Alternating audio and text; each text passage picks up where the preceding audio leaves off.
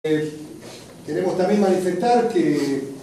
el Frente para la Victoria hoy es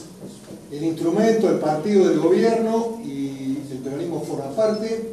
y queremos manifestar que vamos a seguir trabajando con seriedad, con responsabilidad, para asegurar gobernabilidad, para apoyar la gestión del gobernador, que no haya ninguna duda en la opinión pública y en la sociedad que nuestro comportamiento como partido político es de máxima prudencia, serenidad, sabiduría, que son los instrumentos necesarios para la gestión pública, y que no vamos a acelerar ningún proceso, y creo que tenemos que entre todos encontrar los instrumentos como el que mencionamos recientemente, que es el de las PASO,